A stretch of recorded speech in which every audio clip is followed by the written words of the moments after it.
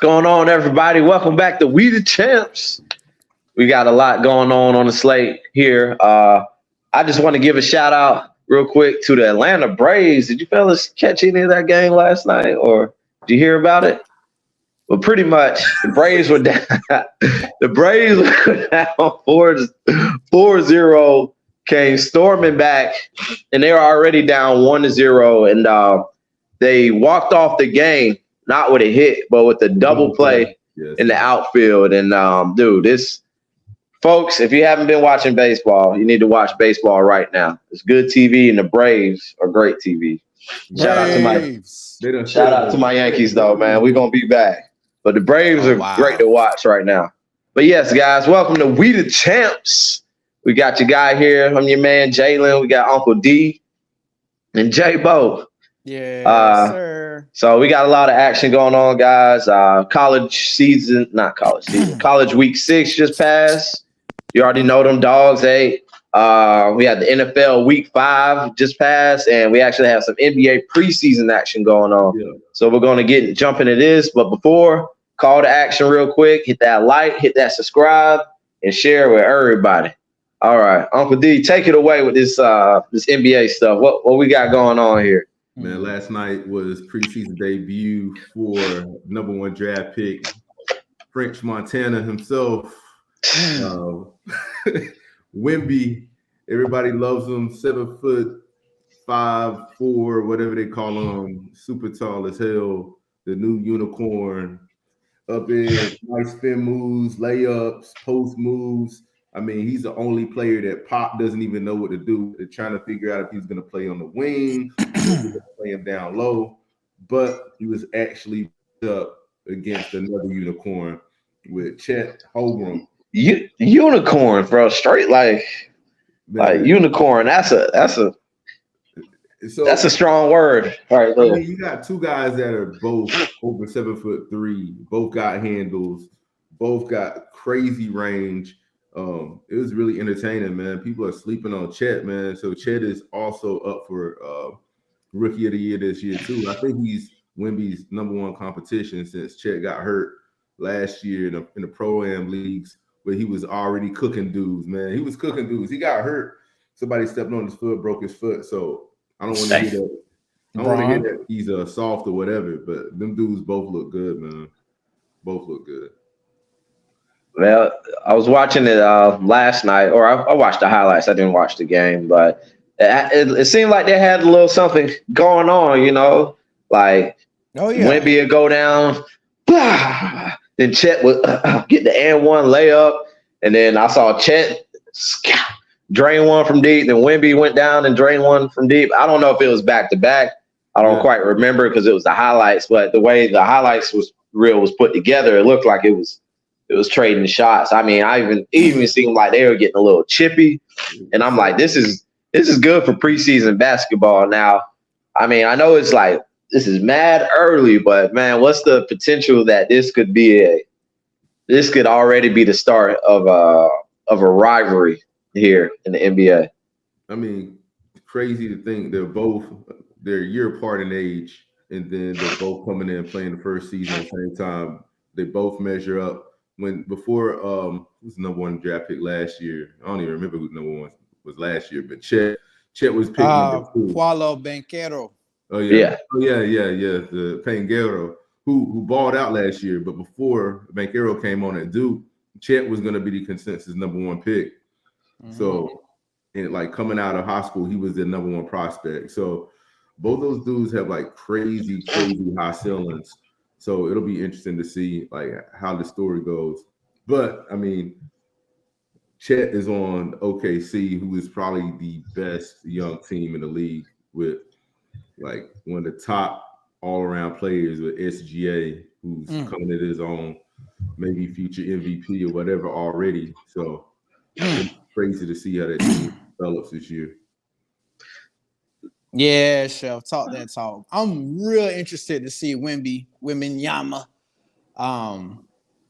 As far as a rivalry, it's definitely gonna be a rivalry because Wemby came with that energy. Like I actually watched half of the game. Wemby was like, you can see that the culture really actually coaching him. The Spurs, I meant, they're really coaching him. You see him sprinting up and down court, setting hard screens, rolling out of the screens, like hard, like it's preseason. Players they kind of walk through it, cruise through or whatever. But I mean, he's a rookie, so he hitting the ground running. He's running hard, and Chet not trying to be showed up by this guy, so they was going at it. I'm trying to see. It was fire, bro. I'm tired of and no knock on all these international players, man, but I'm trying to see some dope American-born players, man. Chet's from Seattle. Chet's from Seattle area, man, and like if you look up his story, he grew up like his family grew up with money and everything like that, but his dad did a lot of work, like making sure that he taught his son to be humble. So like Chet's got the hood card. I mean, even if you watch him getting drafted, like he was dropping them off the ball out with a lot of dudes like Jalen Suggs and a lot of guys that grew up in that Seattle area. And if you don't know, Seattle basketball is crazy with Jamal Crawford and all those cats out there running those pro-am leagues. And Chet showed up. So it's going to be interesting to see, man. Like, yeah, Wemby's #1 pick. He's got the height, but, man, honestly, I got my money on Chet having. I like Chet, yeah. I like Chet. Chet definitely has a chip. He played like it, too. I mean, any player, I mean, I get it. He's over 7 feet. But any player that, like, be trying to block every shot, you know what I'm saying? Yeah. Like, defense, you got to have a certain characteristic to play defense every possession on that part of the floor. And Chet, like, he contests every shot. He wants to play good defense. And, I mean, on the offensive end, he always trying to cook. So, it's going to be tough to see who Rookie of the Year. I ain't going to front. It's going to be real tough. It's going to be a nice season, man. What you got?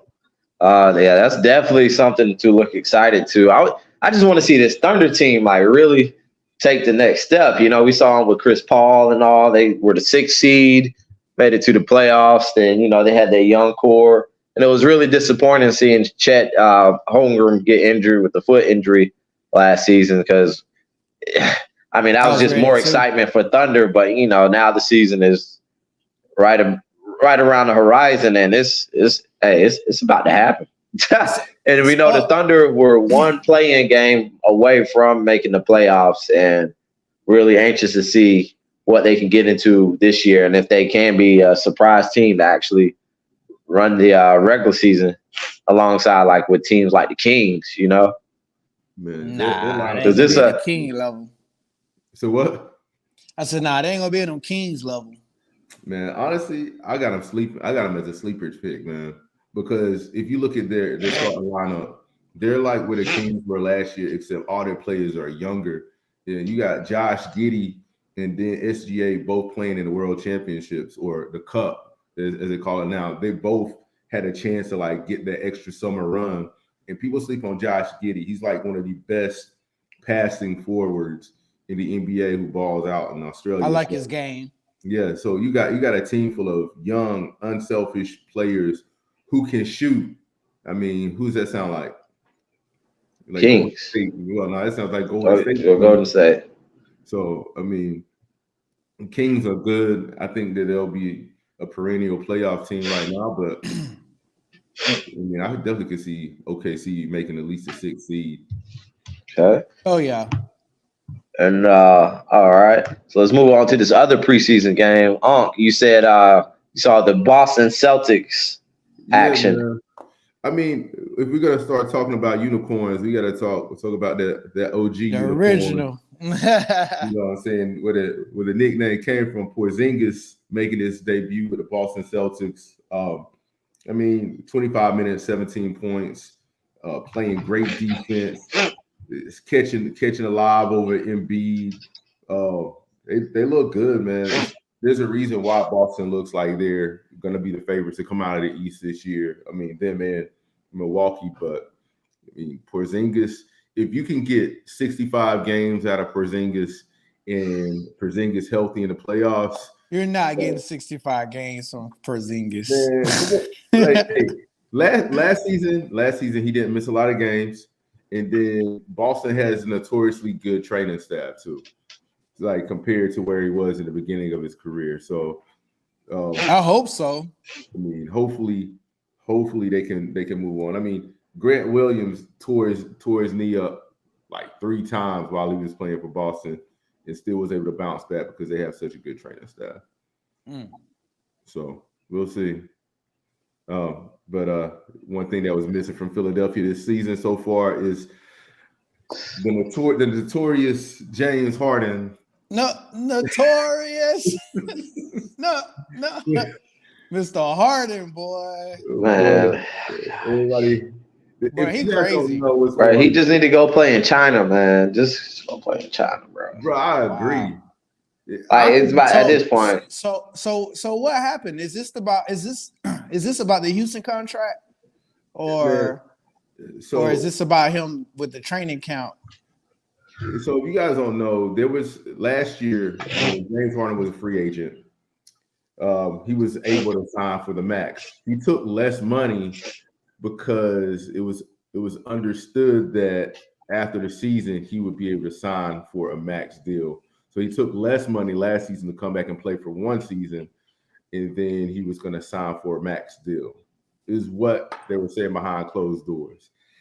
And they were like, nah, we're not signing you for a max deal. And so James Harden's like, y'all are liars, trade me. I mean, and honestly, I can see both sides of it. You know, you say you don't give me my money, I want my money. But if I watch James Harden play basketball, why would I pay him $250? Yeah, they're like, man, we told him this, but we can't do that. Like, we ain't about to do that. So, like right now, it's left either they can trade him or he can become a free agent after this year.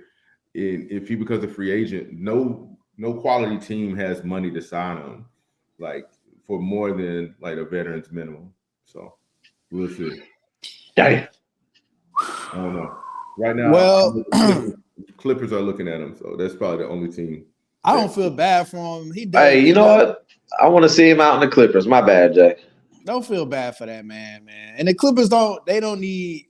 I don't feel bad for him. They don't need any more of that type of player on their team. No, bump that, bro. No, let them get all of that, bro. Man, please, come on, let them get all of that. Bro, they got so much to deal with. They got Paul George to deal with. Kawhi Leonard is enough of a handful. And I feel like Kawhi be chilling, but it's like the media make Kawhi like such a thing. Like Kawhi really be chilling. I feel bad for Russ. Russell Westbrook is over there. But you know, it's like the whole Kawhi and PG, they're like, oh, hey, the NBA said y'all can't rest no more. What y'all gonna do? You gonna throw James Harden over there. He gonna be trying to look fat for like a couple of days, and then he ain't gonna be showing up to practice. No, man, the Clippers do not need that smoke. Nah, bro, just let them have it, bro. Just come on, let it be. You're not a Clippers fan, Jay. Just let them be ruined. And let's just see what this. I want to see Kawhi be great. I like Kawhi. I'm not even gonna. Man, Kawhi, great time over, bro. Like, nah, it's not. Don't do that. Man, I ain't gonna hate on Kawhi. All I know is if you had James Harden, Kawhi Leonard, Paul George, and Russ, what is that lineup? That's a has-been team. That ain't gonna work. Harden and Russ need the ball. Yeah, who gonna start? Because he gonna start all 4 of them. Well, exactly, bro. They hurt. If Harden went over there, that'll give us so much stuff to talk about, man. I feel like that's honestly looking at it from a fan's perspective. Well, from my perspective, bro, that'd exactly. It'll just be fun. That'll just be something fun for the league. Yes, it is. That's terrible. That'll be fun. They're gonna be on all kinds of shows every single day.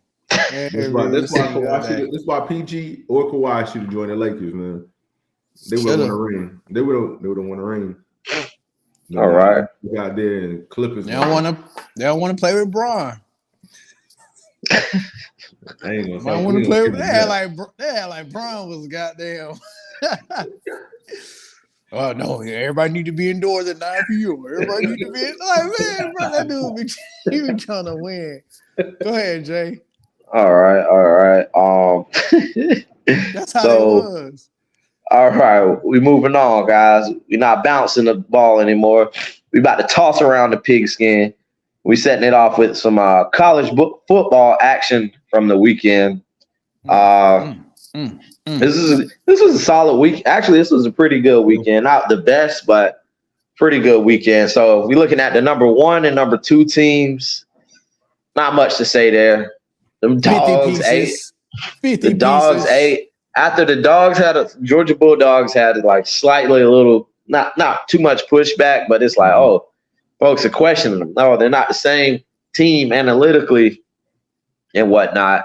They go out here and drop 51 points in Kentucky while only giving up 13. They was on upset I alert. love the response. People was talking about they was on an upset alert. Yeah, they were. They were. But I mean, this is still the same coach we're talking about, Kirby. Mr. Smart. Who showed that he's definitely top tier college football quarterbacks in the nation. Just expect the dogs to go on a tear from here. And they haven't won. They haven't lost.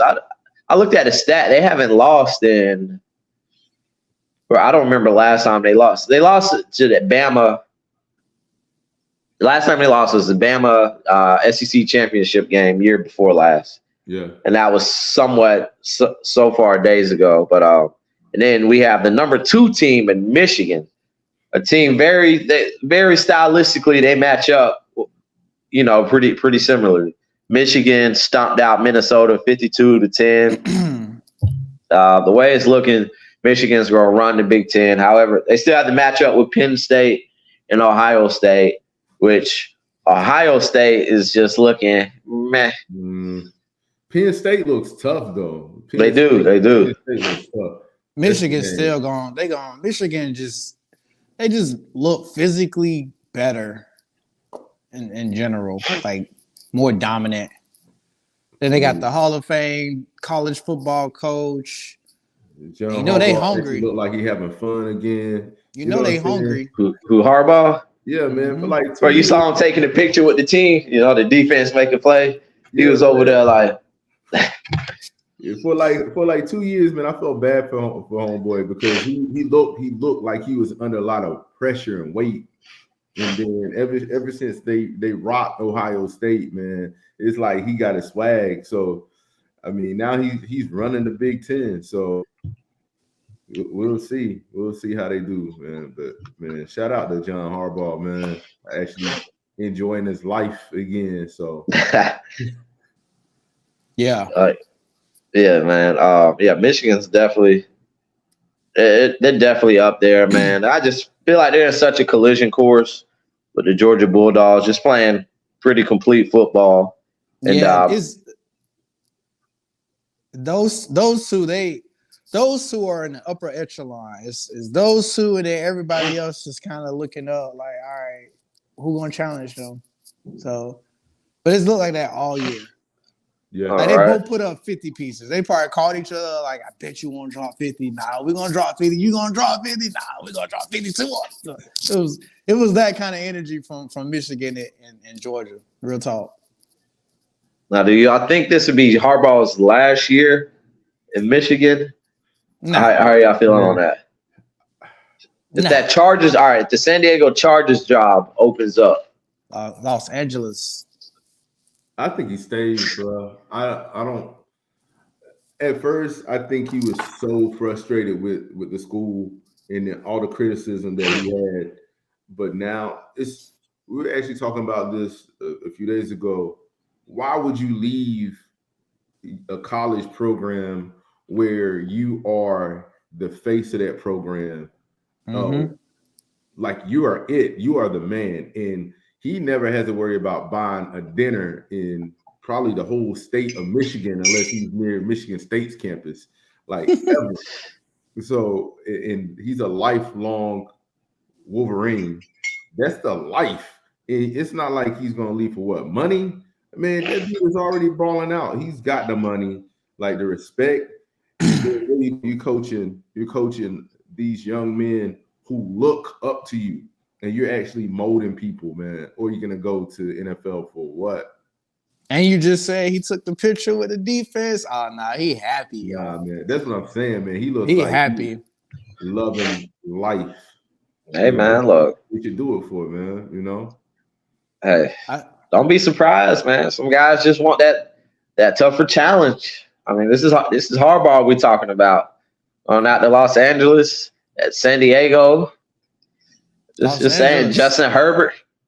Justin Herbert. Only one coach, man, that we can think of that's done that and really been happy doing it. Only one. Who? Pete Carroll. Pete Carroll. Oh. Yeah. That's left college and went to the NFL.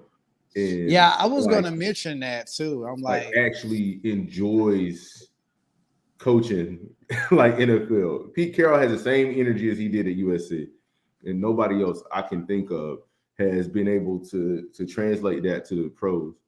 We see what happened to Urban Meyer.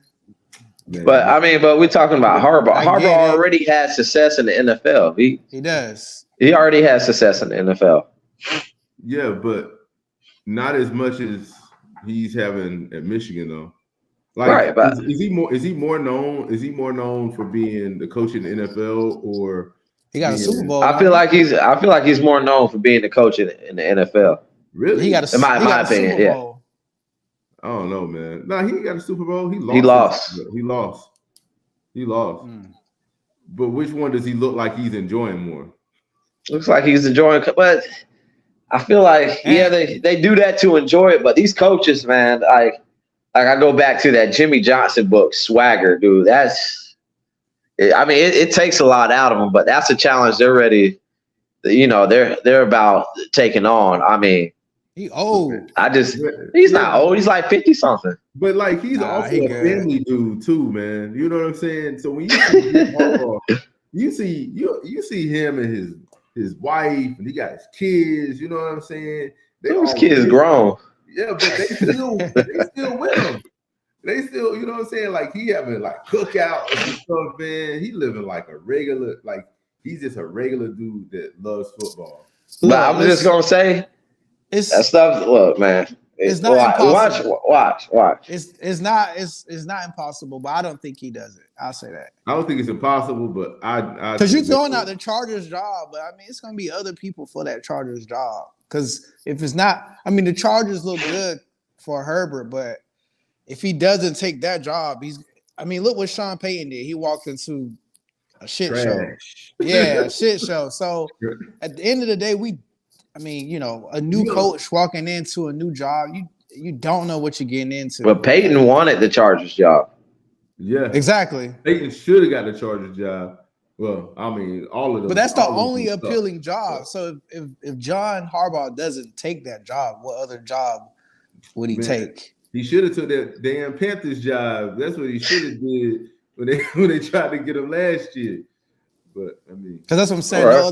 No other NFL team looks appealing, and who knows if they give up Brandon Staley? I mean, that guy still got a job. I don't understand what's going on here, man. But all right. So all right, man. Let's go to let's fall a tier down a tier college football. USC has the reigning Heisman quarterback, best quarterback in the nation, Caleb Williams, straight up. He's gonna go back, and they edge Arizona 41-43 in a triple overtime game thriller after falling down. They fell down 17-0 or 16-0 in this game. This was a banger, and this Lincoln Riley team is looking like a Lincoln Riley team. Yeah, Caleb Williams. Yeah, they're saving people, man. I mean, the resume looks good. It's almost to the. He's saving that team, man. Yeah, how did Arizona even go up 17-0 to them? Because USC defense is trash. I mean, their defense is trash. It's the same way Colorado put up. Colorado put up what 40, 45, 42. They put 40, 41, 42, yeah. Yeah, they put up 40 points for them. So, I mean, it's not like they're known for shutting people down, but, I mean, that's what you get with Lincoln Lincoln Riley. Everybody knows that. I mean, he can coach offense, crazy. Quarterbacks are looking pro ready. Defense, always suspect.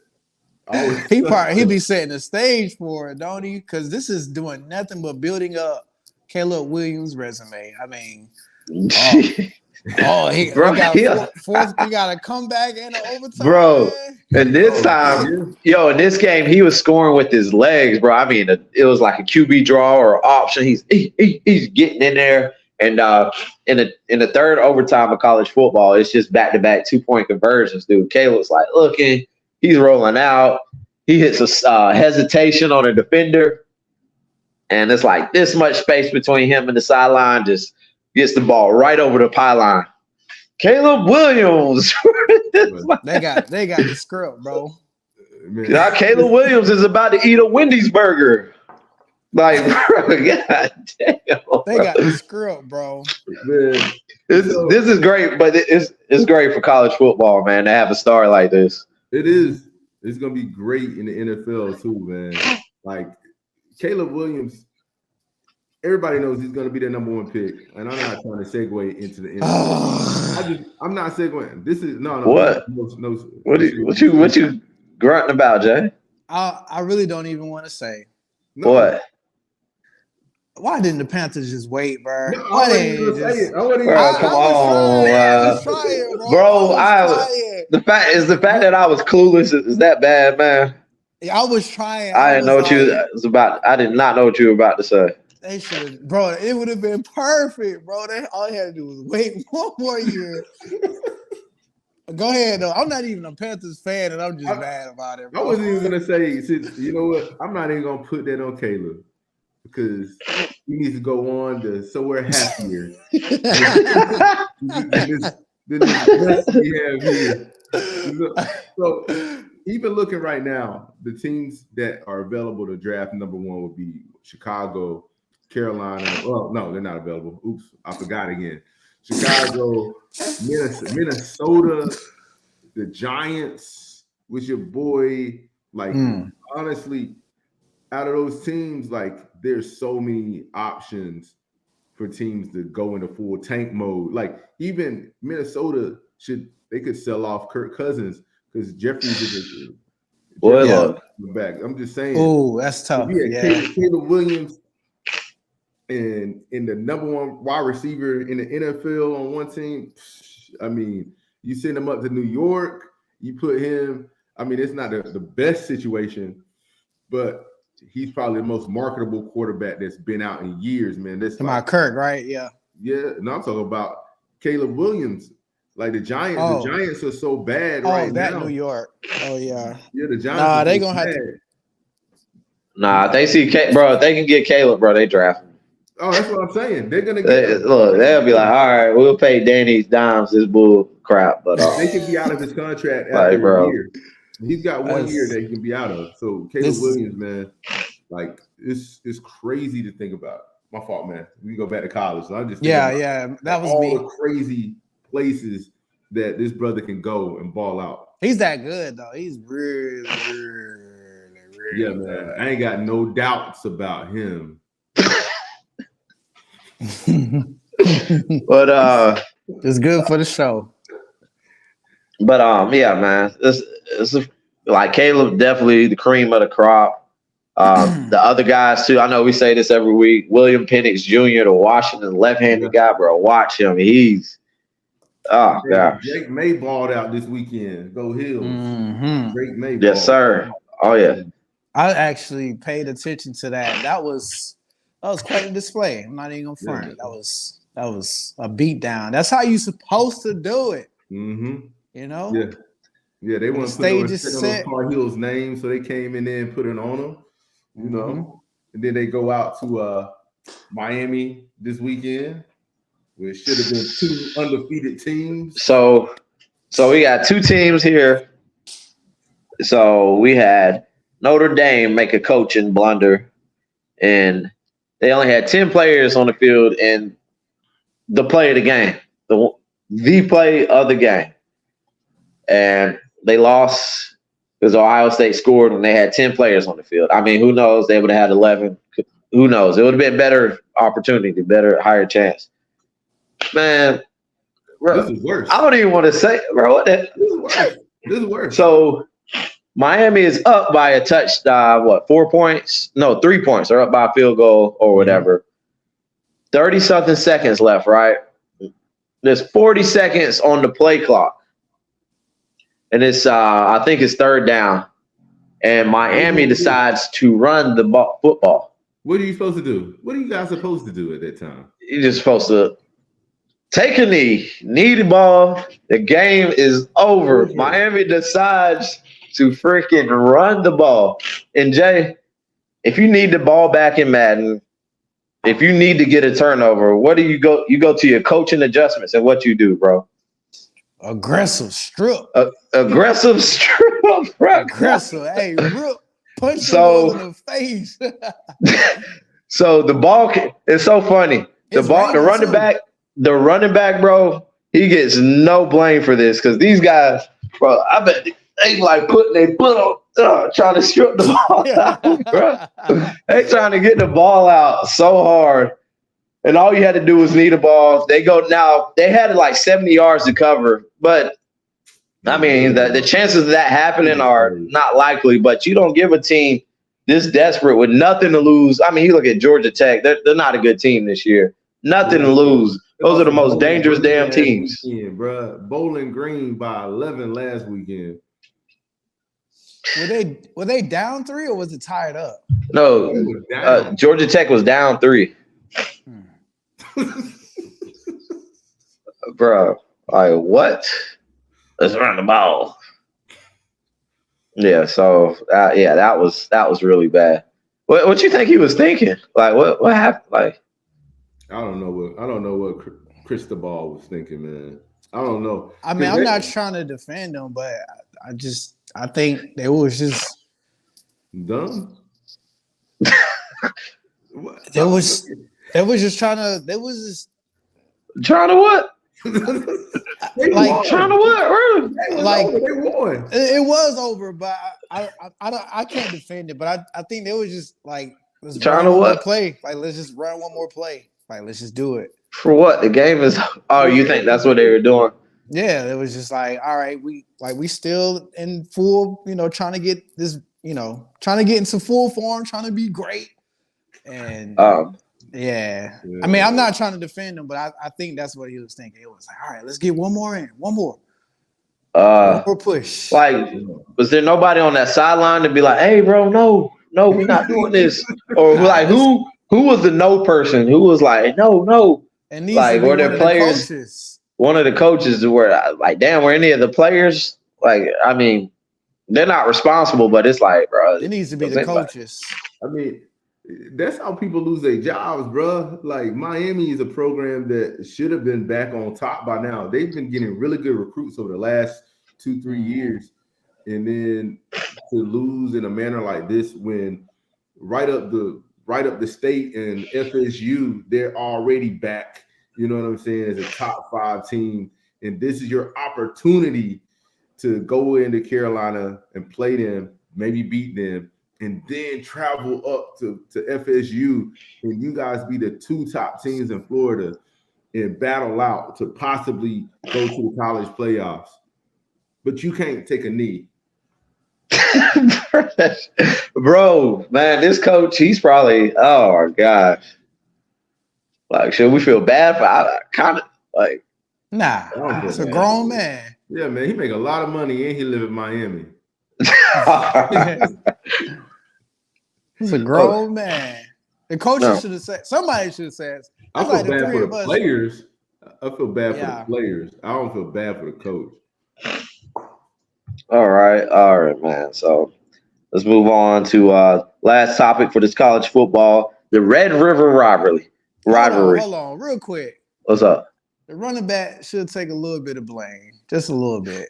For what? Like, I don't know. I mean, let's say I call a play for you. Like, I mean, he gotta know it's a dumb play. I would have just got down. I would have just. Bro, they done hit him with the just get down. Street Fighter 2 moves, bro. They try to get the ball out. Hey, boy, they punching that boy in the stomach. That man got jumped. He got jumped. All right. I mean, I don't know. I feel you. I feel you though. Nah, man. It's like in the kitchen. It's like you're working in the back of the restaurant. You get the order, you get the food to the expo, and the server or the food runner is the last one to really check the ticket. And it's like, hold on, you're supposed to get a side of ranch. You know what I'm saying? It's like that. Yeah. But he took it out. Like, who fault is it? Who fault is it? It's everybody's fault. The quarterback hiked the ball, the center hiked the ball, the quarterback handed that Jake off, the coach made the call. It's everybody's fault, man. Everybody that was in that jersey. I'm blaming the coach, man. I'm blaming the coach. The coach called a play. He called a stupid play. He should have told him. Stupid time. Yeah, stupid time. That was the coach's fault. He called a play, man. It'd be different if the player called an audible out of that play. He had the simplest. That was the simplest play of the game to call. He had somebody should have said no to call. One situational play, they couldn't call one situational play. That's my story. Go ahead. All right. Okay. And we had the biggest matchup of the weekend. Oklahoma, I believe they're number 11 at the time, beats Texas in the Red Rivalry River game, 34-30. Man, the path was clear. I said this. I listened to Joel Klatt last week. He said this. He said if Texas gets past this game, they had the easiest route to the college football playoffs. And guess what? They took an L. They made mistakes. I mean, this game pretty much came down to just quite a few mistakes they made. But, I mean, Oklahoma is no slouch either. So it was a pretty good game.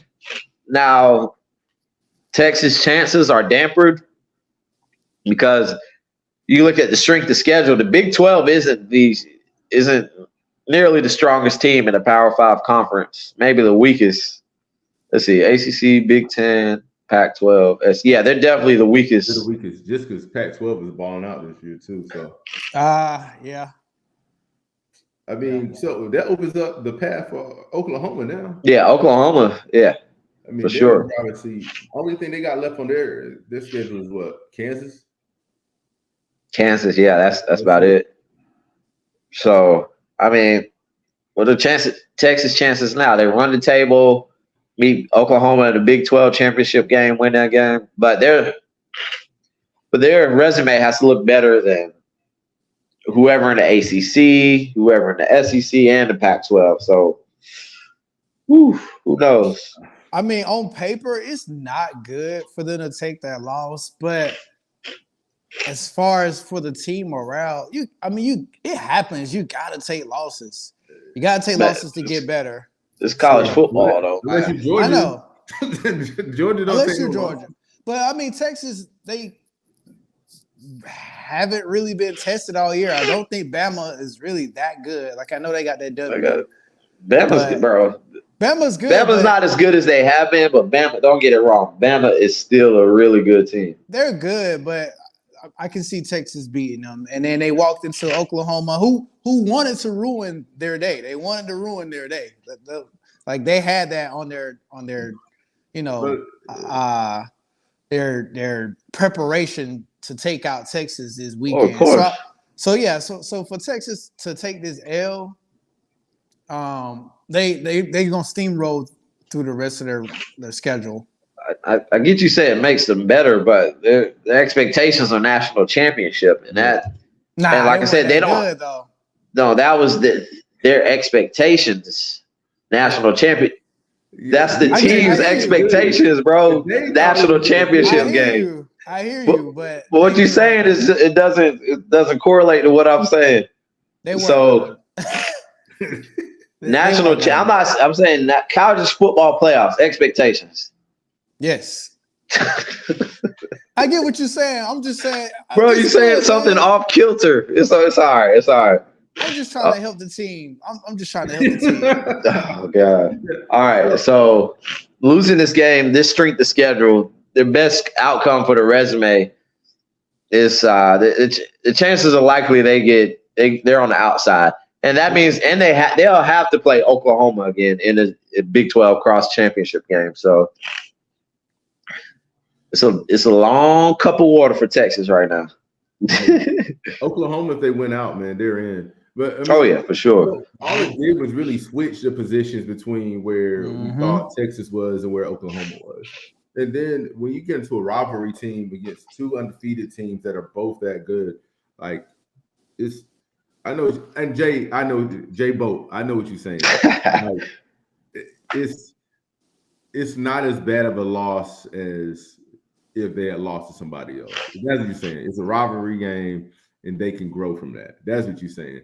And then if they win out and if they beat Oklahoma in the conference championship game, there's a chance that they make the college playoffs. And then maybe they'll be a better team from losing from that. Because they're better than Oklahoma anyway. They took that L, but I would say if they played 10 times, I believe Texas will win 7 out of 3. To me. All right, that's fair.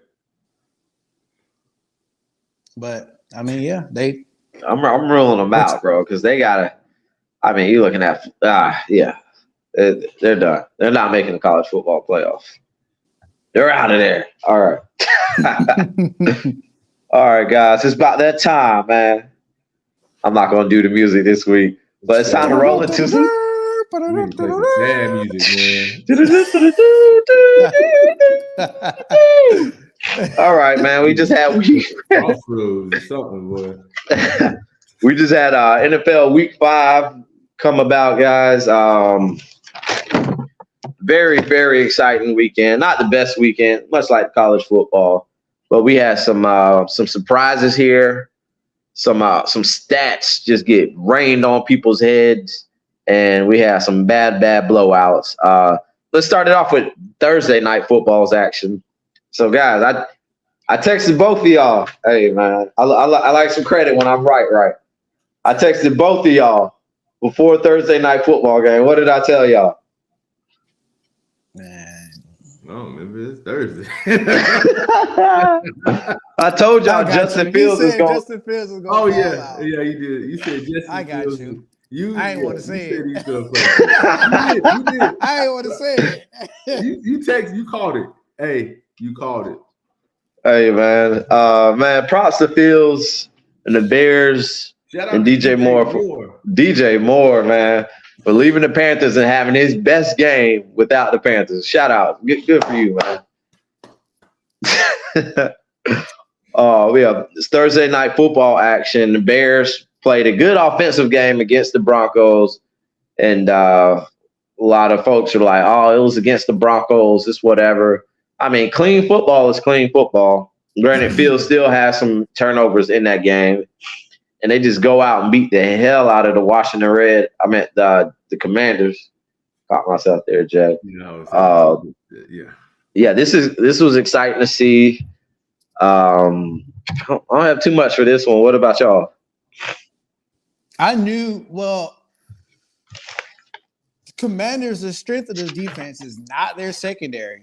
It's been the front four the entire season, and last year too. So they don't have a good secondary. DJ Moore smelled blood, and like you said, they had a good offensive game against the Broncos, but they put in that work leading up to that game. I'm pretty sure DJ Moore just said, "Bro, man, I'm going to be open all game. Just throw me the ball." I'm gonna say this, and they capitalized. Justin Fields is playing for his NFL career right now. Facts. So I'm happy to see him actually rise to the occasion, because regardless, whatever happens, then Chicago is probably going to end up with a number 1 pick either way. It's their pick or Carolina's pick. So he's trying to make sure he's positioning himself to be a valuable commodity. Damn, bro, you're right. Regardless, he ain't got no choice. So I mean, he could lay down. He either get down or lay down. So right now, I mean, he's laying down. He's raising his stock. So I mean, yeah.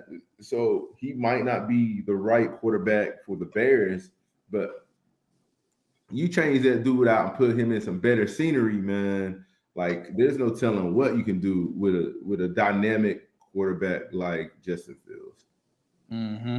So he balled out. DJ Moore balled out. I mean, yo, Chicago could end up get a first round draft pick for trading DJ Moore. I mean, trading Justin Fields. They think so? They can get a 1 for him. They can get a 1 or a 2. They're gonna get a 1 or a 2. If he give you two more games, maybe even one more, like Thursday, they'll move him for a first. They moved Sam Darnold for a first round pick, right? Mm-hmm. Was it Sam Darnold got traded for a first round pick to the Panthers? Yeah, to the Panthers. That was the first. They gave him a first round. You sure it was the first round? It wasn't the second round. Please tell me it was the second round. Pretty sure it's the first round pick for Sam Darnold too. God, bro, please no, don't say that.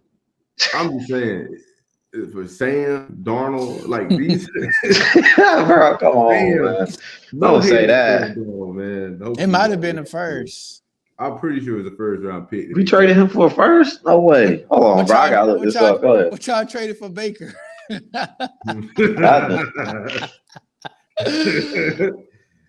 While you looking at that, it was a second round. It was a second round. It was second. Okay. It was a second. But you know how many picks it was? They gave up. They gave up a lot of picks. Yeah, I remember that. And a second. And a fourth. In perspective, I would go for the Fields experiment because he got all the tools to be a good quarterback in the league. Just not the right quarterback for the Bears. In the right program. He needs to be in the right system, man. But let's take this up another. They played 2 pretty good football games in a row. Who's to say the Bears don't turn this thing around a little bit? Man. They could. But however, you're looking at the Panthers, man. But they're going to be. They're still going to get a very top. They're still going to get an early pick from the Panthers. Pick, man, because Panthers are straight garbage. So if you're the Bears, right, you have Justin Fields, you're going to have to extend him and sign him to a contract regardless. Either way, coming up like after next season, or you can hit the reset button and draft Caleb Williams and then have him on that rookie contract, keep paying everybody else. So you extend your window even longer and get the extra draft pick by trading him and make your team better. Like, what if he balls out? Have your draft pick. So, like, if he balls out, we playing that scenario. Traded for Justin Fields? No. If he stay with Chicago, man, I would put money on it. If he balls out, you still looking at him versus Caleb Williams. Yeah. If he balls out, you might as well stick with Justin. But then you still got to pay him. We should, yeah. You still got to pay him, man. I'm telling you. So what magnitude of balling out are we looking at? We're talking about like Thursday night ball. Like he balled out. He balled out against the Broncos. 4 TD. He got 8 TDs in the past. He balled out against. Name those 2 teams he balled out against, homie. The Broncos and Commanders. I'm just throwing it out there. He's the face of Chicago right now. He is the face. Look at the money though, bro. Like when you look at the San Francisco 49ers, they are paying Brock Purdy $900,000 a year. So they can build a real Super Bowl team. They can build a team because you're not paying your quarterback. Yeah, he's right. They don't even have to pay him for like 2 more years just because of that contract. And then Justin Fields is coming up. You're going to have to extend him. So you might as well reset it and put a rookie quarterback on. And that way you can build your team the same way as the Eagles did with Jalen. And that's the method that works. I mean, which one? It doesn't matter. Like it's smarter, yeah. It's good. Like you can get a quarterback that is just as good, or if not better, for cheaper. Yeah. But that sounds like something Carolina should have did, idiots. Damn, man, we out here dying. All right. So the London game, the 9:30 game from Sunday. The Jags beat the Bills 25-20. Are we feeling? Allen, Huh? Captain America. I What ain't gonna the hate hell? on Josh, man. I'm just saying. Oh, There you go, right on time, right on so cue. do we feel like the Jags playing in London is a home field advantage, or it's just a? Man, you can say home I field advantage. can give that. That actually was probably like an underlining part of that game that, if you bet money on it, all right. So Jacksonville played in London last week against Atlanta. Yeah. So yeah, they got a little more familiarity with the field and And they play there. They play there all the time. Yeah. Right. So kind of, but everybody thought that the Bills were the better team going into this matchup. Got the better quarterback. The Bills have had their number, for the past few years. The Bills coming off that hot game against Miami. Everything pointed towards Bills Mafia, and they went and got punched in the mouth. So, I mean, we gotta look at the Jags are still a good team, though, man. Yeah, It's just like they're a good team. I take more away from this from the Jaguars than I do the Buffalo Bills, honestly. The Jazz can build on this, man. They were playing below their expectations. So now I'm looking at the box score. The Buffalo Bills they severely lacked a run game. They got outgained 196 yards to 29 on the ground. And then, man, the injuries for Buffalo, man, that's what's gonna ruin their season. Is man, who's their cornerback? They just signed Josh Norman. They just signed Josh Norman today to cover up their secondary. Hey, why you look up like that, man? So they had to cover just in injury. Their secondary is like just decimated right now. So that's not my shot. Yeah, they still lead the league in sacks though. Man. Oh yeah, they gonna still get that pressure with that front four. Yeah. Von Miller came back in this game too. Yeah, but their secondary is so banged up. So did y'all not expect the Bills to win this game? I did. I did too. I was either way with it, honestly. Like I said, I know the Jags are still a good team. You guys saying the injuries, and then just the Jags already being so accustomed to being in London. They play there every year. They're the one team that's been playing there every year. Atlanta too. And yeah, the Falcons too. And the Jaguars back-to-back weeks in London. Like, bro, what? Like, I mean, you're taking out the travel, already accustomed, get used to the sleeping schedule. Just everything was really in the Jaguars' favor in this game. I'm telling you. And it was 25, huh? I'm just saying, losing, they lost Matt Milano and they lost Tre'Davious White. And so they lost their best linebacker, like the heart of their defense. They lost their safety too. Yeah, and this happens to the Bills like the last 2-3 years where they lose like key players on their defense.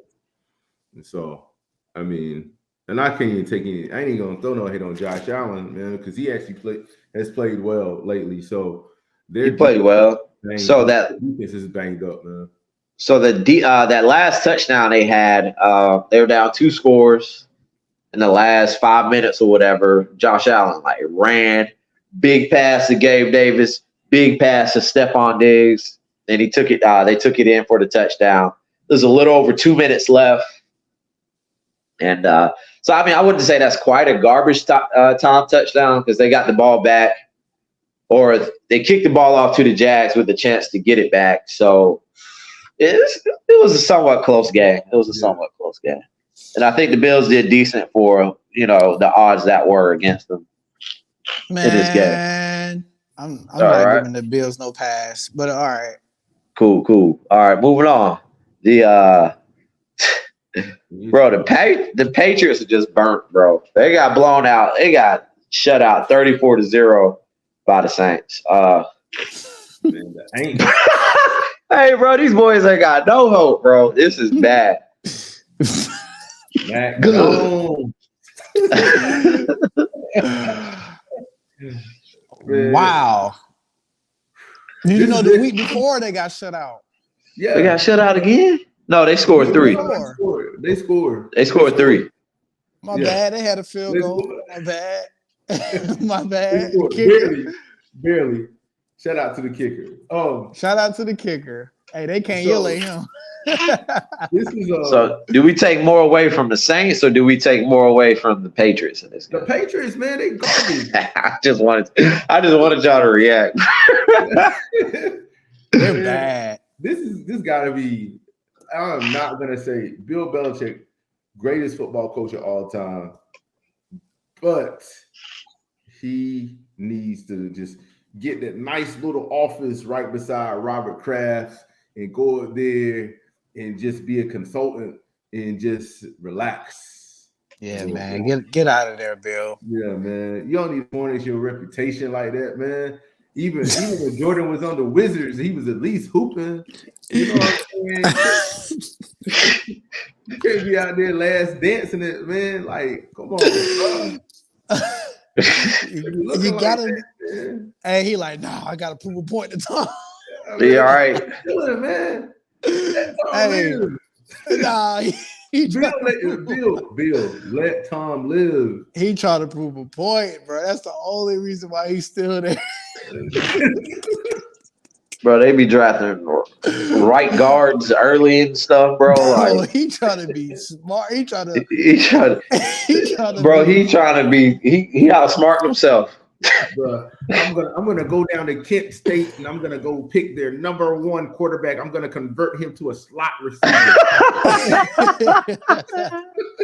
That's exactly what it looks like. That's exactly what it looks like. Yeah, he got to get out of there. Because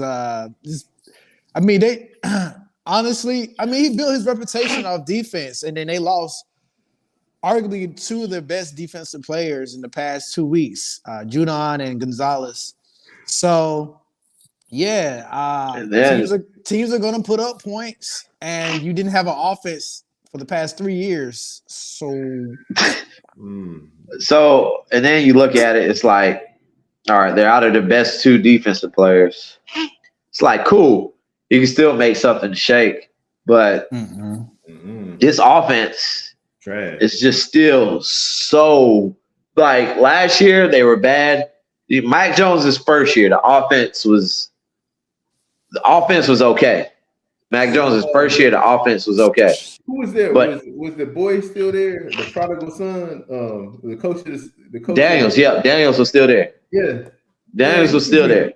He just needs to be a damn coordinator. He needs. Bro, he need to come back. He just need to come back. He needs to be a coordinator. Why is he out here trying to be a head coach, man? They paid him like a head coach as a coordinator. He just needs. I don't know.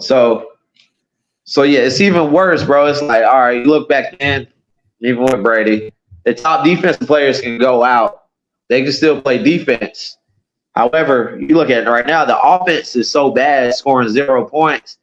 Bro, the time of possession was 39 minutes to 20 minutes. The Saints doubled their time of possession. You can't play defense like that. Yeah. That is a tough Saints defense, though. I keep saying And then the Saints defense is good.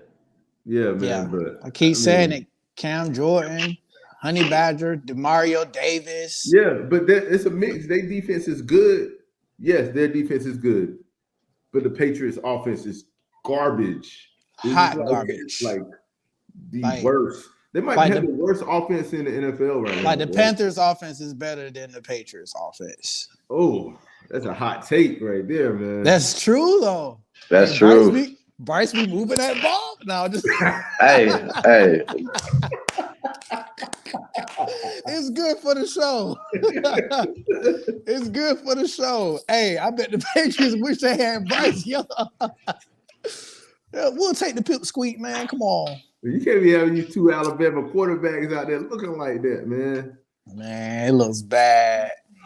Matt Jones, bad. They signed Zeke for what? I don't know what the hell they signed Zeke for. So what do the Patriots do moving forward, bro?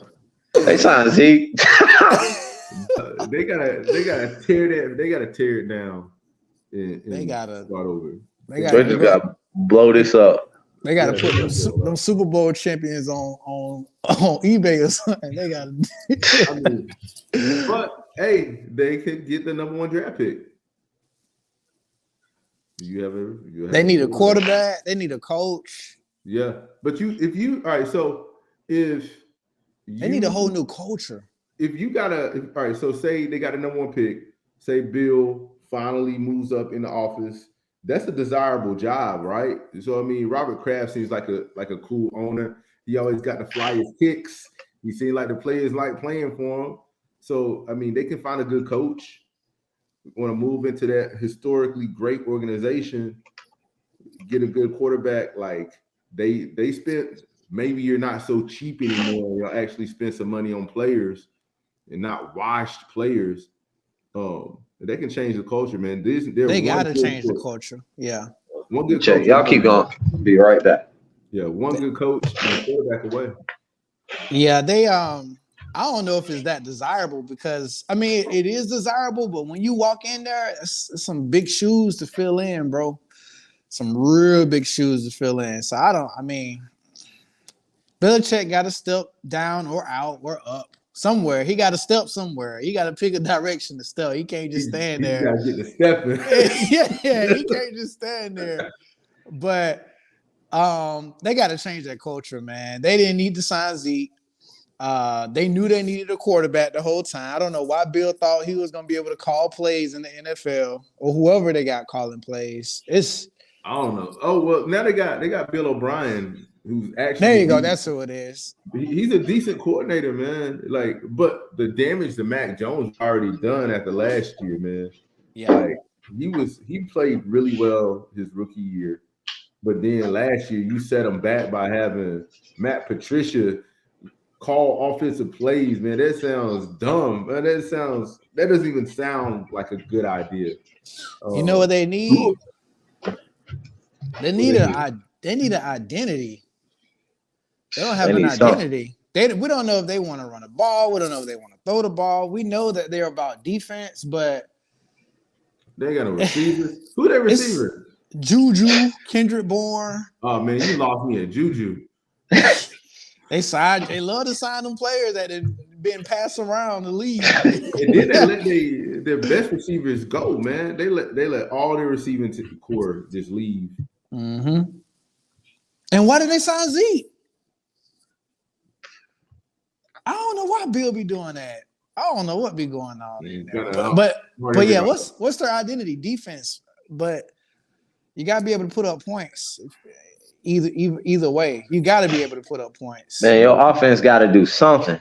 Man, bro, they ain't do nothing. Man, they lucky Aaron Rodgers hurt, man. They would have looked even worse. You know what I'm saying? It's not like they're already the worst team in that division, but even Zach Wilson looked like he can actually throw a football right now. So all right. Get us off these Patriots, man. I know, bro. I'm trying. All right, so next up, we talk about them boys. Not yet. So the Bengals back. They beat the Cardinals 34-20 in Arizona. Man, I told you they was gonna win. You said that too, didn't you? J-Bo, you said that. I was trying to tell Jalen, relax. Joe Shiesty is coming, man. Jalen was like, I don't know, bro. Oh no, praying for that man downfall. Praying for that man downfall. I told y'all last week. I'm not even gonna do it that much, but I told you last week. Jamar Chase complained about not getting the ball. He talking about I'm always fucking open. I said, okay, bet. This man came out here. They was feeding him 15 receptions. I think 187 yards, 3 TDs. No, he had 192 yards. 192 yards. He feasting on those Cardinals. The defense stepped up. They had a pick six. I told you. The Bengals They straight. And then that division is falling apart, man. The Ravens took a L to the sorry ass Steelers. Man, you can't count that, man. That's a bro. You can't count that one, man. You can't count that, man. Them dudes suck, man. Steelers are bro, he be waiting to hop on the Ravens head.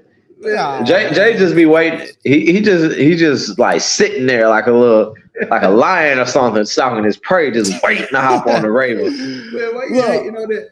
This Like you know how them cats be eating birds, bro. Jay be waiting. No, I don't, bro. Yes, you do, bro. I just have very high expectations for the Ravens. I think they're a really, really good team with a super good freaking quarterback. And I be expecting them to win when they're supposed to win. They lost to the Colts. They were supposed to win that game. And they lost to the Steelers. They're supposed to win that game. How many drop balls did those receivers have?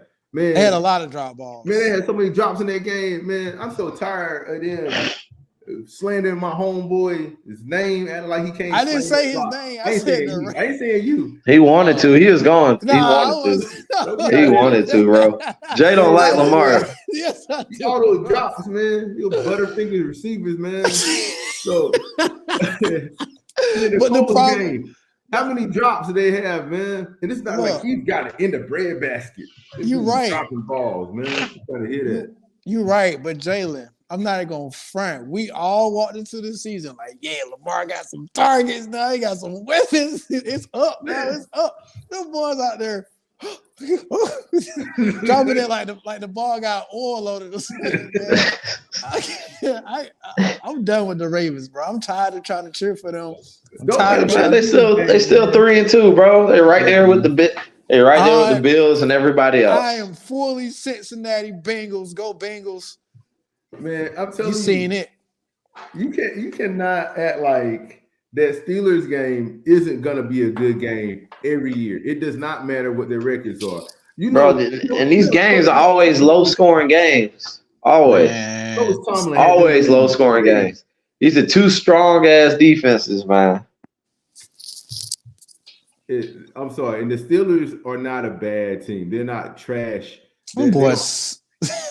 They're not a bad team. They're not a bad team, man. 3-2 right now.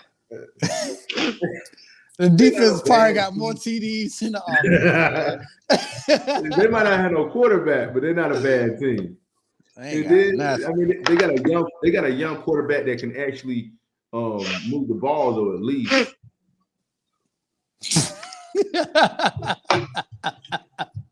It's good for the show. But yeah, shout out to those Bengals, Jay. I told you. I don't know who they got next week, but Joe Burrow looked like Joe Burrow, did he not? Jalen? Oh, yeah, he looked good. He looked good. I really like the deep pass he threw to Jamar Chase. That was like, okay. They're going out to they got Seattle at home this week. Seattle at home? Yeah, that's a good one. That's a good one. All right, guys. And then they're playing the San Francisco Super 49ers. Just call them the Super 49ers. Yeah. Super Niners. The Super Niners. All right. Speaking of the Super Niners, bro, they beat, man, look, I was watching this game on my phone. I'm watching on my phone. I'm playing the game or watching highlights. George Kittle, touchdown. George Kittle, touchdown. Man, Brock Purdy was slinging that thing, boy. Brock. I told bro, the Niners can do whatever. Last it was against the Cardinals. They was like, all right, Christian McCaffrey, this is your day. You can get about 3 or 4 TDs. We're gonna give it to you. Next week, I thought it was gonna be Debo, but it was George Kittle. I bet you Debo next week. It's gonna be Debo Samuels next week. Watch this. They just picking and choosing what they want to do, man. Against good defenses. Oh, all right. Yeah. They probably have like a whole set for each player. You know, Ayuk, Kittle, Debo, McCaffrey. Boy, I mean, their packages is crazy. But the crazy thing is, man, the way Brock Purdy delivers the ball. Like, think about how much better that team looks. And I know it's different because adding Christian McCaffrey to the team makes your team completely different too. But Man, Trey Lance was not looking anywhere close to Brock Purdy. Brock Purdy, man. So I didn't want to give Brock. All right, so this is the Brock Purdy thing. He was Mr. Irrelevant. You know, he appears to be a smaller guy, and nobody wanted to give him credit last year. He was smaller. He is not that small. But anyways, we know small. Nobody wanted to give him credit. And then as the games kept going, bro, I'm watching this guy.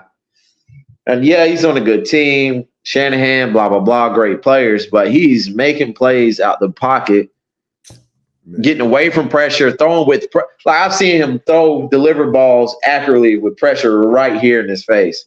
Dude, Brock Purdy is nice. Yeah, Brock Purdy. And it's finally, and I feel like it's finally coming along. Like I remember the one thing everybody was saying last offseason was, "Oh, you got to do it some more." And I'm thinking, no, he's already doing it. Like this is like this dude is legit.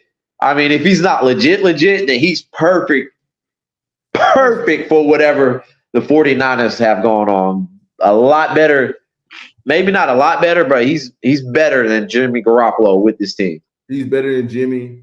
He's better than Trey Lance. He's better than anybody else that they plugged in those situations, man. And like he's 6'1". He's a 6'1" quarterback, and even at Iowa State, man, he was balling out in college. Like he played well in college. It wasn't a big time program, so I mean that's why he got overlooked. But honestly, Shanahan could see it in them. And you can tell that team, they don't have any handcuffs in their playbook for that dude. You know what I'm saying? They're not throwing no little bubble screens and none of that. Man, they're letting that dude swing that rock, man. He steps up and he throws a pretty ball every time. So he throws a what ball? Purdy ball every time. You know bro. Oh my gosh. That was kind of dope. That ball was Purdy. What about Dallas? Man, right now, he's got to be MVP, man. Either him or Christian McCaffrey. No. Bro. I tried to be quiet. I tried. Why? Come on, man. What, bro? Look at his numbers. He got the number one QBR in the league right now, bro. He's not MVP. There are 5-8 quarterbacks who are better than Brock Purdy. It don't matter who's better, bro. It does matter. You got to bro. That's not what it is, bro. Because you're not thinking right, bro. That's not how it works. That's not how it works, bro. That's not how it works. If we just say MVP, bro, that's not how it works, bro. I did not say that I want to talk about Dallas. Was the best quarterback. No, bro, we staying on this real quick. Yeah. Let's go ahead and get this out in the open. All right, you can say MVP, you can say Josh Allen, Mahomes, or whoever is better, but who is playing the best football right now? I am not saying that Brock Purdy is better than Patrick Mahomes, freaking your boy Joe Burrow. I'm not saying he's better than Josh Allen. I'm not saying he's better than Lamar Jackson. I'm not saying that he's better than most of these dudes. I'm not saying he's better than them. What I am saying is he is having the MVP season. And if anybody knows, you watch enough of the NFL to know that it's not always the best player that gets MVP. It's about your team success. It's about how you're executing your big games.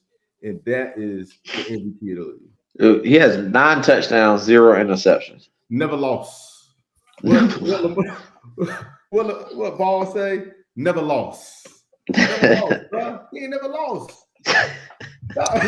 He balling out. I say that. He balling out. Don't act like I'm throwing slander on the league because I said that man. I just don't think he like MVP and Brock Purdy should not be in the same sentence, right? Why not? Explain.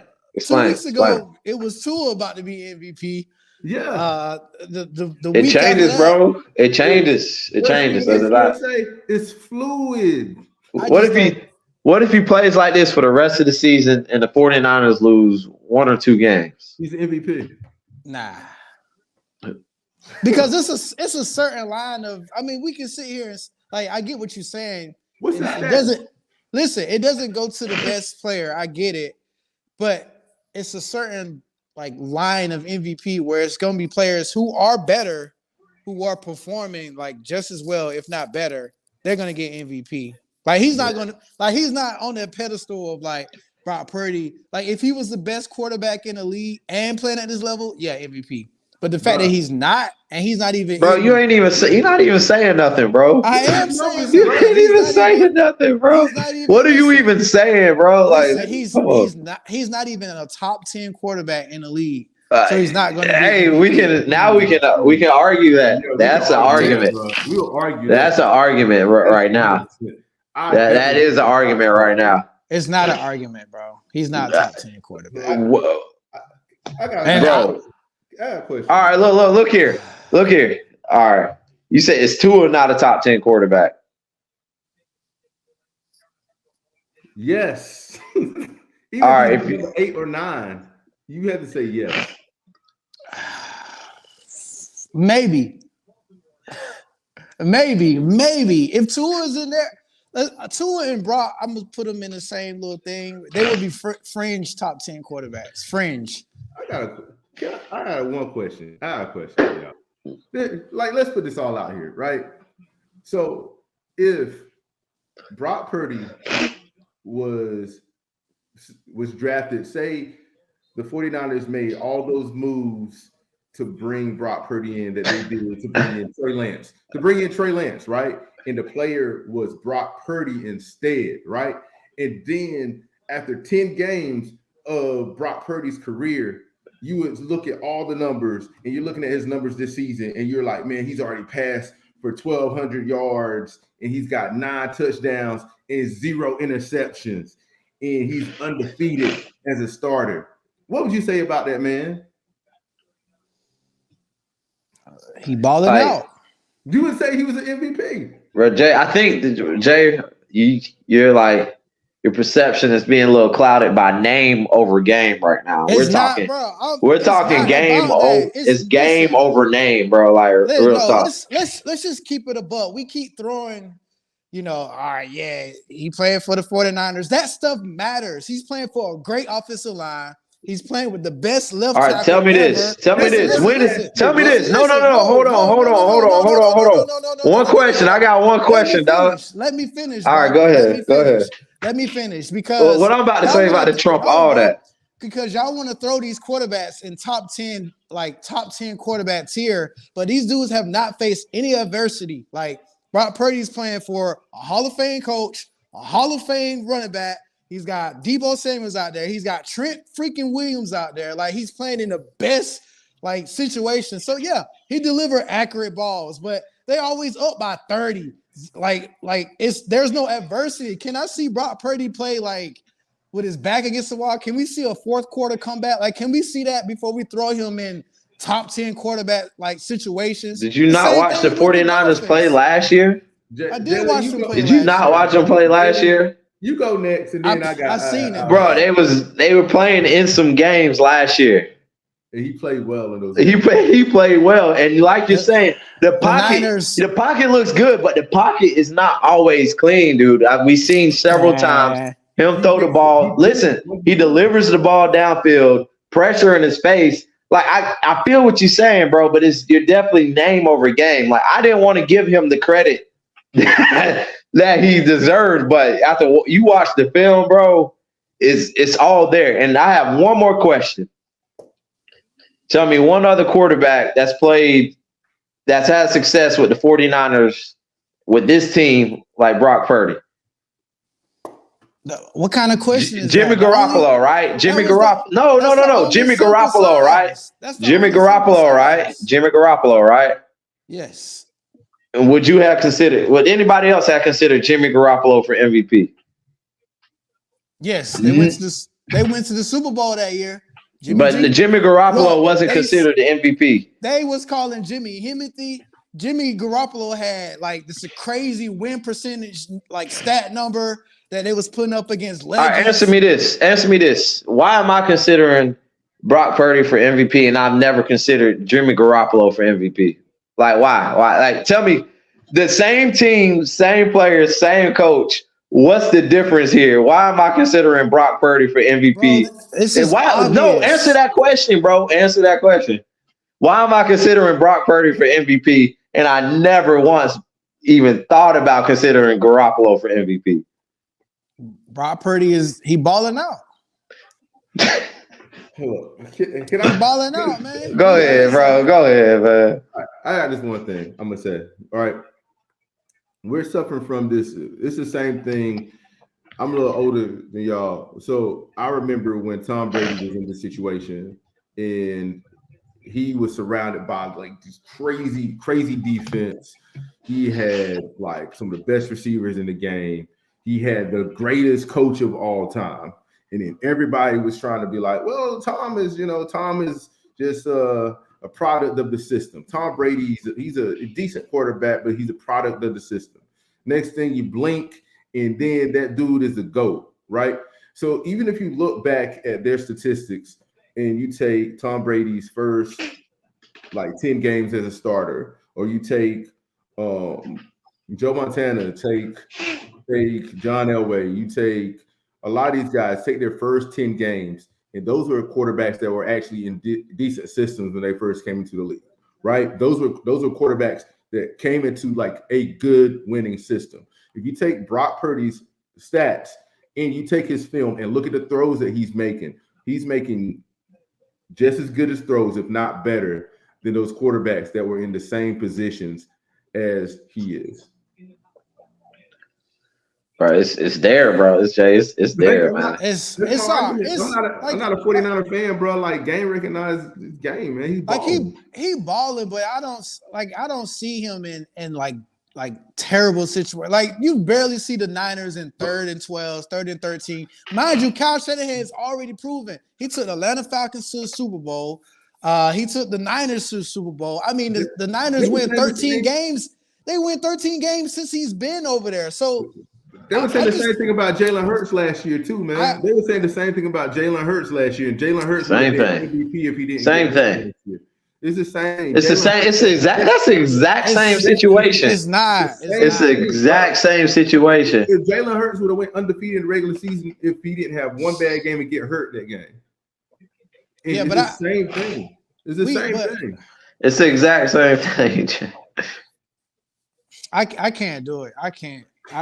It's just name over game, bro. Me personally, it's not. I mean, I'm not trying to be a hater. Like he balling out, but I mean, I just know that there are dudes who can walk in there and do the same thing, if not even better. Like, but we ain't saying that, bro. Kirk Cousins can go over there and they don't say the same thing. Hell no, bro. No, he couldn't. He couldn't roll out. He couldn't make those plays out the pocket like Purdy does, bro.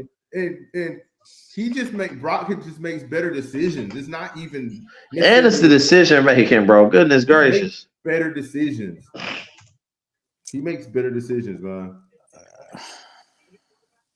I can't move, y'all. I can't move. I'm sorry, y'all. I cannot move. Bro, it's like honestly, like I said before, bro. I felt the same way, bro. I'm like, nah, not Brock Purdy. And you watch. Like you said, the mistakes aren't there, bro. Like, I mean, he had a couple of errant throws last season, but the mistakes. I'm not trying to take anything away from him too, but he's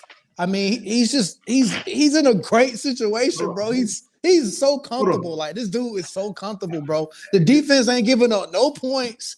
Like the Niners is just. But that's the case. Right, that's the case for MVP, bro. The team success too. That's not MVP case, bro. Yes, it is. What were we saying? That is the case for MVP.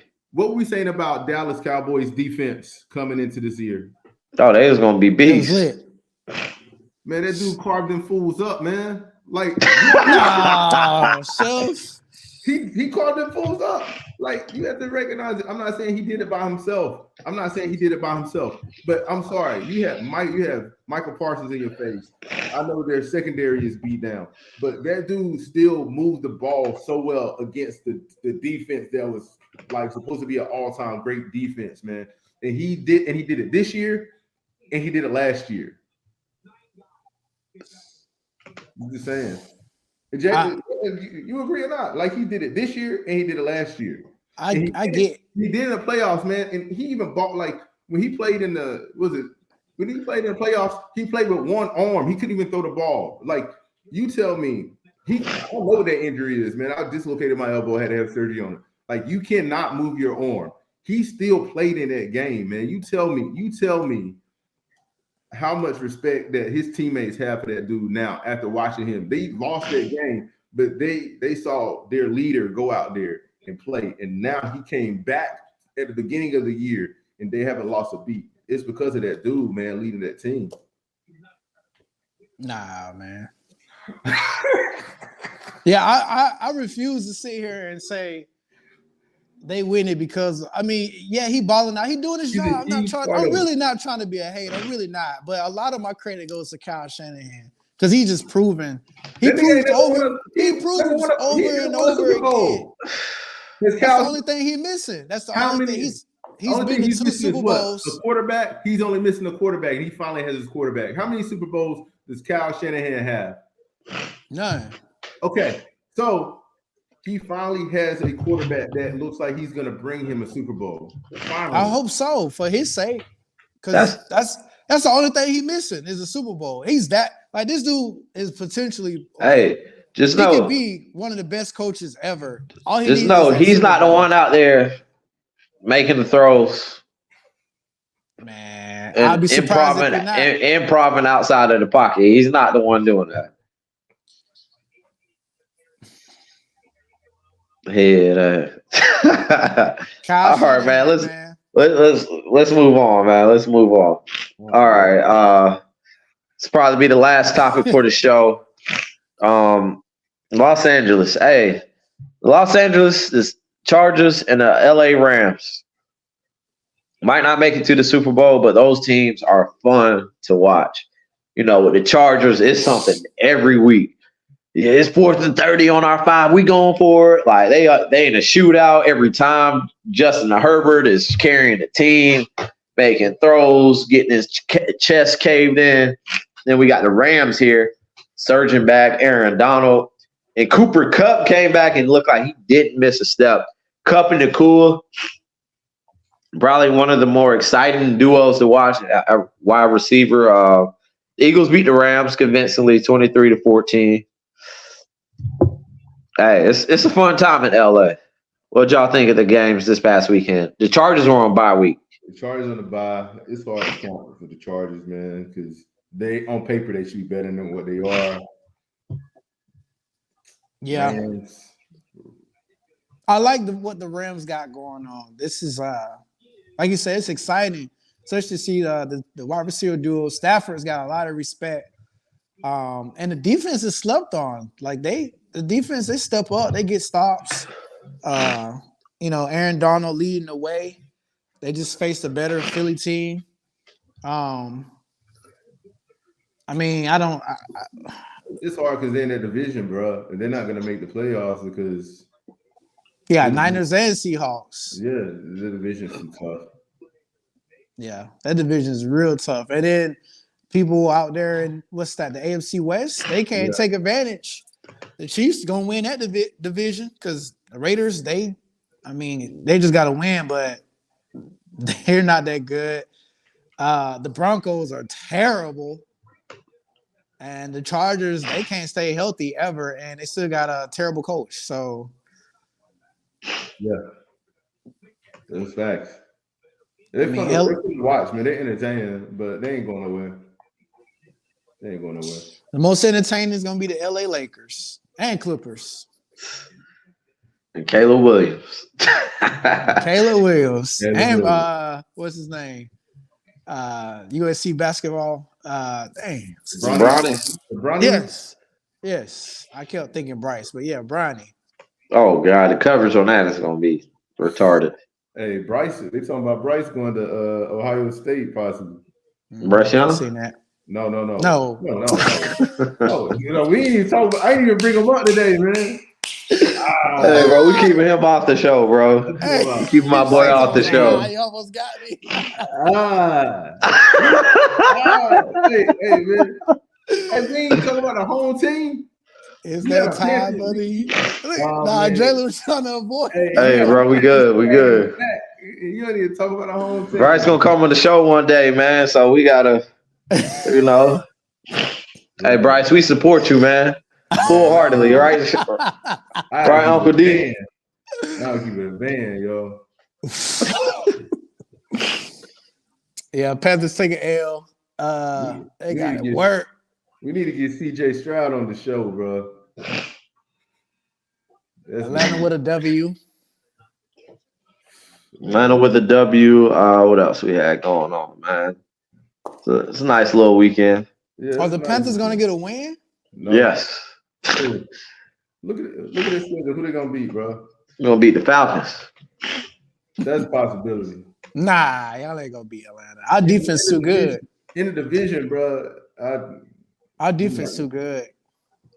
It's too good for little Bryce. You got Calais. Calais is like 6'8". That man can't see. That man gonna be. That man he gonna try to stand up on somebody to get the ball out. Like we get Andy Dalton out there, we might get a win. Okay. All right, fellas. Y'all got anything else for the show? We about to wrap this up. We had an hour 30. Oh yeah. Nah, man. NBA starting. Hornets tip off, I think, tonight. Preseason should be good to go, man. Hopefully, we got one team in the Queen City that ball out this year. NFL heating up. Maybe we'll see Brock Purdy with his back against the wall. Man, be looking at 3rd and 3s and 3rd and 4s. Y'all be like, oh my God, Bryce Young. Like, man, come on, man. So, all right. So, Jay, last question. You think if he faced the adversity, you think he'll persevere through? Answer that question. Just answer. Yes, it's yes or no, bro. I don't need no context afterward. Yes or no. 3rd and what? Bro, like a tough game. Say they're down. 3rd and what? Bro, in the game, if they're down, say they're down like 8 points, 9 points to the Eagles. No. Do you think he'll persevere? Nope. You a fucking hater, bro. All right, guys. How about wraps it up for We the Champs this week? Hit that like, subscribe, and share. Hey, we appreciate you joining us. We the Champs. We out. Oh, hater, boy.